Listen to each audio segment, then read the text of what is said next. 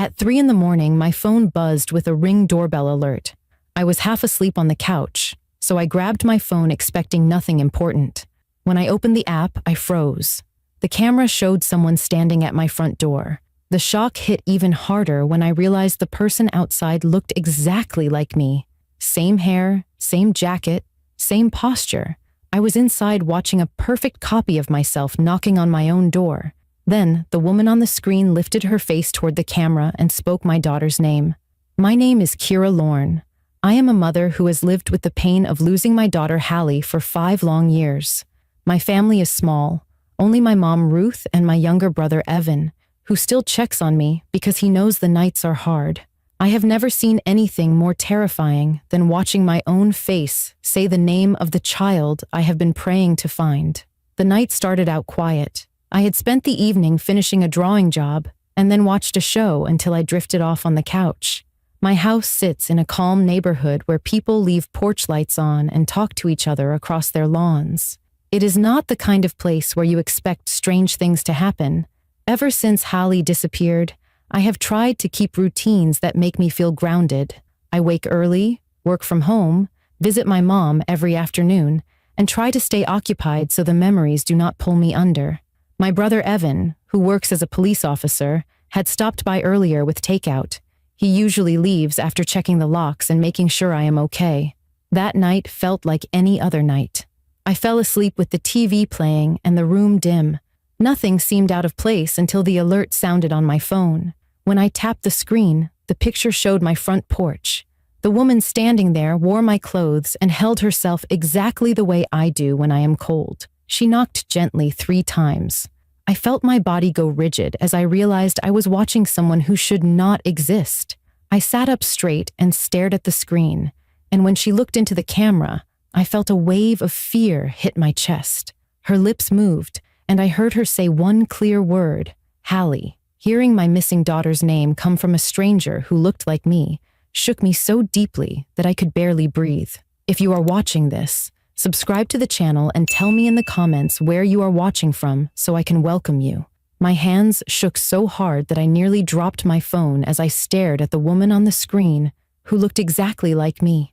I felt trapped between disbelief and terror, unsure if I was awake or dreaming. My heart pounded as I stepped away from the couch and backed into the hallway, keeping my eyes on the live feed. The woman stood still for several seconds, then leaned closer to the door as if she was listening to something on the other side. I took slow breaths and whispered to myself that it had to be a malfunction or a glitch. But the more I watched, the less sense it made. The woman's movements matched the way I moved when I was tired after a long day. Her fingers tapped the railing the exact way I did when I was thinking. There was no way the camera had created that level of detail. I forced myself to check the front window to confirm what the feed was showing.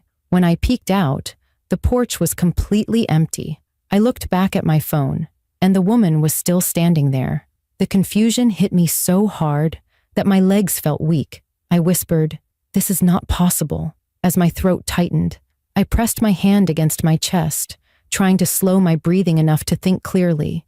The woman on the screen slowly turned her head toward the Ring camera again and said my daughter's name a second time in a steady, quiet voice. Hearing it repeated made the fear inside me grow sharper.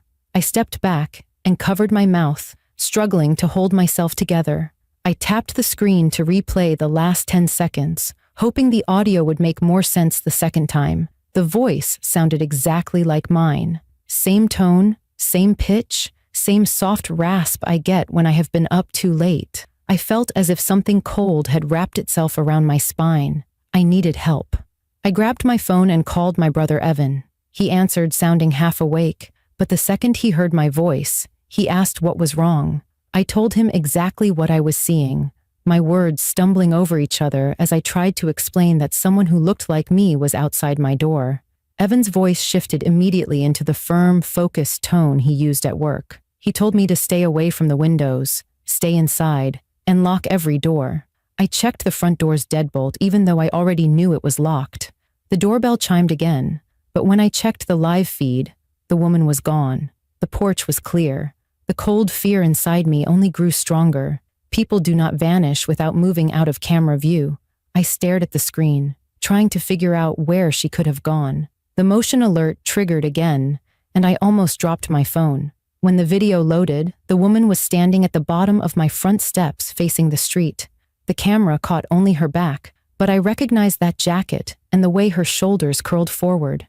She took one slow step toward the road and paused as if she was waiting for something. I pressed my hand against the window again, but the yard was empty. I felt dizzy trying to understand how the camera could show someone who was not physically there. I whispered to myself, "This feels wrong," and I knew something more disturbing was happening than a simple glitch. When Evan arrived minutes later, he came in fast and checked every room with his flashlight. Even though I told him I had been inside and alone the entire time, he walked to the front window and checked the porch. Nothing. When I showed him the footage, he narrowed his eyes and replayed it several times. He said the same thing he had said before, that someone must have edited the video or hacked the feed. I shook my head and told him I watched the woman live. I watched her move. I watched her speak. The more I insisted, the more worried he looked for my safety and my mental state, which made me feel even more lost. I replayed the clip again, this time raising the volume. When the woman said my daughter's name, a faint sound followed behind it, like a child humming a soft tune. The melody was slow and familiar. It was the lullaby I used to sing to Hallie before bed. Hearing that small voice in the background pushed the fear inside me into something deeper, something sharper, something that made my hands turn cold. I knew then that the woman outside was not trying to scare me. She was trying to bring my attention to something connected to my daughter, and that knowledge terrified me more than anything else. Evan stood beside me, his jaw tight as he replayed the footage again, but I could tell he was trying to stay rational for my sake. His training pushed him toward logical explanations, but nothing about what we saw felt logical. I kept my arms wrapped around myself as I tried to steady my breathing. Every instinct inside me told me that the video was not a trick, and that the woman on the screen had meant something specific by calling my daughter's name. I said to Evan, "I need to understand what this means.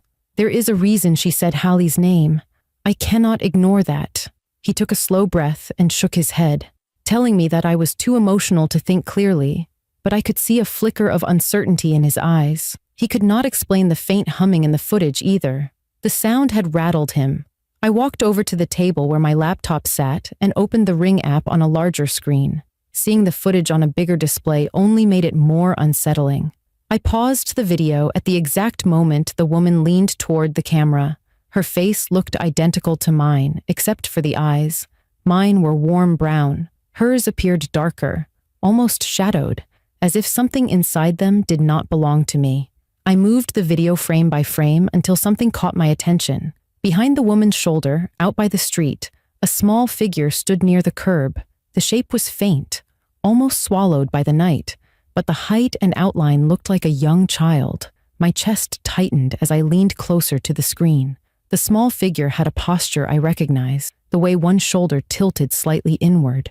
I whispered, "Evan, look." He leaned over me and stared at the screen. He stiffened when he saw it. He immediately said it could be a shadow or a distorted image, but his voice cracked slightly, betraying his confidence. The childlike shape was too clear to ignore. I stood up quickly, feeling something inside me shift. I knew I had two choices: stay inside, hiding from something I did not understand, or follow the only lead I had seen in 5 years. I grabbed my coat, and Evan immediately tried to stop me, reminding me it was after 3 in the morning and dark outside. I looked him straight in the eyes and said, "If there is even the smallest chance that this has anything to do with Hallie, I am not staying here." Evan realized I was not going to be talked out of it. He grabbed his keys and told me he would drive. We stepped outside together, and the cold from the night hit my skin sharply. The yard was silent, and the street looked empty, but my nerves were on fire. We walked around the porch and down the steps, scanning every corner of the yard. Evan's flashlight swept across the driveway, the walkway, and the bushes near the house. Just when I started to think the trail was gone, Evan stopped and pointed at the dirt area near the side gate. Small footprints, too small to belong to an adult, pressed into the soft ground. My breath caught in my throat. The tracks led toward the back of the neighborhood, where a line of trees bordered the houses. I knelt down, touching one of the prints with my fingers. The size matched what would have been Hallie's feet at her age when she disappeared. My voice shook as I said, "These are fresh." Evan swallowed hard and told me not to jump to conclusions, but he could not deny the evidence. The tracks continued into the wooded area, and I felt pulled toward them as if something deep inside me was guiding my steps. Evan kept close behind me, reminding me to stay near him, but I moved faster than he expected. Every sound in the woods made my heart jump, but I listened carefully for anything that might resemble the humming we heard in the recording. After several minutes of walking through the dark trees, we both stopped at the same moment. A faint sound drifted through the woods, soft and delicate, like a child humming a familiar lullaby. My breath tightened. It was the exact tune I used to sing to Hallie every night. I moved toward the sound without thinking, calling her name gently. Evan reached for my arm, telling me to slow down and think, but the humming grew clearer, pulling me forward. When I stepped into a small clearing near an old abandoned shed, the humming stopped. The space fell silent, and the cold air stilled. That was when I saw a small shape standing near the corner of the shed. The figure was the size of a child, facing away from me, with long hair and a white dress moving slightly in the breeze.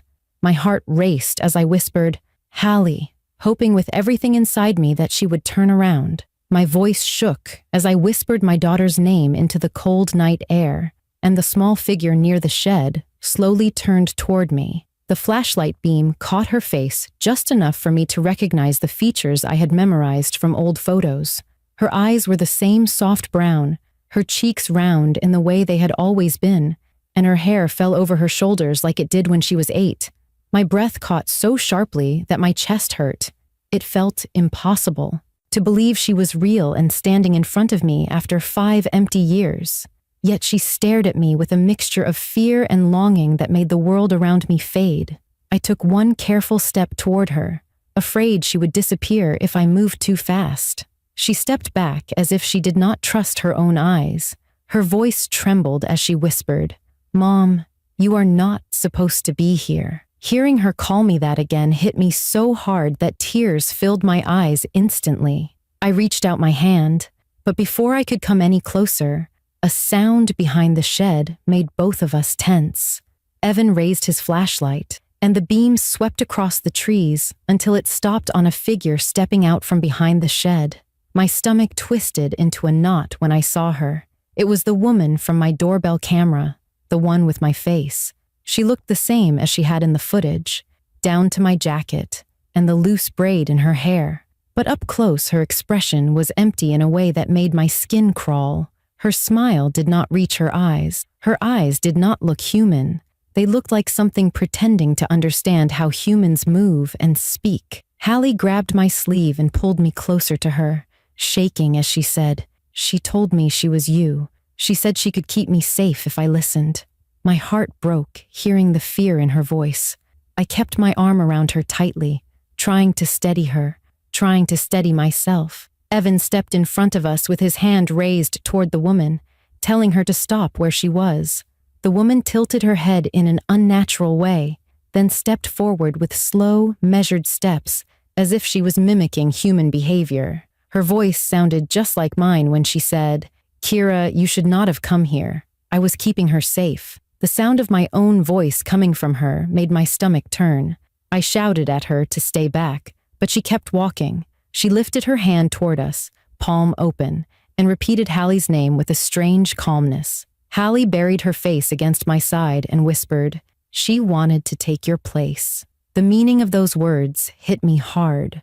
The woman took one more step, and the flashlight beam caught her face at an angle that made her features ripple, as if something underneath her skin was shifting. Evan shouted for her to stop again, his voice strong and grounded, but she did not react to him. She seemed fixated on me and Hallie, drawn like a magnet. Evan shined the flashlight directly into her eyes, and something sharp and wrong flickered across her face. Her skin seemed to twitch, and she stumbled back as if the light hurt her. She let out a low, broken sound that made the hairs on my arms rise.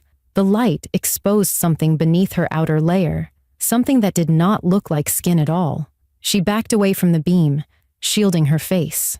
Evan stepped closer with the flashlight raised higher. She retreated quickly, her movements growing unstable, almost jerking, like she was losing the ability to hold her form. She turned and ran into the trees with a speed that did not look natural, vanishing deeper into the woods until she disappeared completely. The moment she was gone, I dropped to my knees and pulled Hallie into my arms. She clung to me with both arms around my neck, sobbing in a way that broke every remaining piece of my heart. I held her as tightly as I could, afraid that if I let go, she would slip away again. Evan knelt beside us, with his flashlight pointed toward the trees, scanning for any sign of the creature. The woods were silent. Hallie trembled as she told me that the woman kept her in the woods, always watching the people in the neighborhood, copying their voices and faces. She said the woman watched me for a long time and told her she wanted to become me completely. I felt sick hearing it, sick with fear and with the guilt of not finding her sooner. I promised her over and over that she was safe now. The three of us stayed there until Evan was certain the creature was gone. When we finally walked out of the woods with Hallie held tightly in my arms, I felt the weight of 5 years lift and crash down at the same time. My daughter was alive, terrified, and back in my arms, and I knew that whatever waited in those woods was something none of us were prepared to understand. The hours that followed felt both painfully slow and overwhelming as we waited for the police to arrive at the edge of the woods. I held Hallie close the entire time, afraid to loosen even the smallest part of my grip. Every few minutes I pressed my cheek against her head just to reassure myself she was really there. When the officers reached us, they guided us back to the house and immediately called in search teams to sweep the woods. They told us to stay inside, lock every door, and keep lights on until they could secure the area. Inside the house, Hallie moved hesitantly, as if normal spaces felt strange after years of being kept outside the world she once knew. She clung to my shirt as we walked from the living room to the kitchen, and when she saw the family photos on the wall, she stopped and stared at them with wide eyes. Her small hand lifted and touched the frame that held her school picture from the year she disappeared. She whispered, "I didn't think I would ever see this again." Hearing her say that hit me so hard that I had to turn away for a moment to keep my composure. Evan stayed with us, checking windows and doors every few minutes, even though the police were outside. He kept glancing at Hallie, studying her expressions, listening closely to her quiet voice whenever she answered a question. I could tell he was trying to piece together everything she hinted at, but did not yet have the strength to explain. Eventually, the officers asked us to sit at the kitchen table so they could talk to Hallie gently about where she had been. They spoke with calming voices, careful not to overwhelm her. She told them that the woman came to her years ago, speaking with my voice, calling her name from outside her window. The woman told her she needed to keep her safe because someone was coming for her. Hallie said she followed her deep into the woods because she was scared and confused, and once she realized something was wrong, it was too late to turn back. The creature kept her near the shed and visited her often, copying people it watched in the neighborhood. The officers exchanged quiet, tense looks, clearly unsure how to categorize what they were hearing, but they continued to listen closely. When they asked Hallie how she survived all this time, she said the creature left food near the shed, but never let her leave the woods. She lived in fear every day, waiting for a chance to run, but the creature always came back before she could. Hearing those words made my stomach twist with guilt and heartbreak, and I reached for her hand, promising her she would never be alone again. The search teams returned hours later, reporting that they found signs of movement, but no trace of the woman. They found strange impressions in the dirt, unnatural tracks, and remnants of makeshift shelter near the shed. Everything pointed to something that moved quickly and avoided light. The officers said they would continue investigating, but they could not give us clear answers. In the following days, doctors examined Hallie and confirmed she was physically healthy. She needed rest, care, and time to process the trauma she endured. My mother crying when she saw her was one of the most emotional moments of my life. She dropped to her knees and held Hallie like a grandmother who had just been given a second chance at a life she thought was stolen from her. Hallie stayed close to me, watching every corner of every room as if expecting the creature to appear again. I spent each night on her bedroom floor, holding her hand, telling her she was safe, and reminding myself that she was truly home. The police continued to monitor the woods, but the creature never returned. Some neighbors talked about strange sounds or shadows in the days before Hallie's return, but nothing concrete came from it. Life slowly found a new rhythm. Hallie started eating normally again, sleeping more peacefully, and speaking with more confidence. I kept the ring footage, but I locked it away because I did not want her to relive the night that revealed the creature wearing my face. I knew I would never fully understand what it was or how it learned to imitate me so perfectly. What I did understand was something far more important. My daughter had survived something unimaginable, and now she was back where she belonged. I spent 5 years wondering what happened to her, and waking up each day hoping for one more chance to hold her. I never expected the thing that brought her home to be something pretending to be me, but I am grateful that whatever its intention was, it led us to the woods at the exact moment Hallie needed us most. Life is different now, but it is fuller, brighter, and anchored by the love I fought to keep alive. And every night when I tuck Hallie into bed, I whisper a promise to her that she will never be taken from me again. If you made it to the end of this story, make sure to subscribe to the channel and comment where you are watching from so I can say hello to you personally.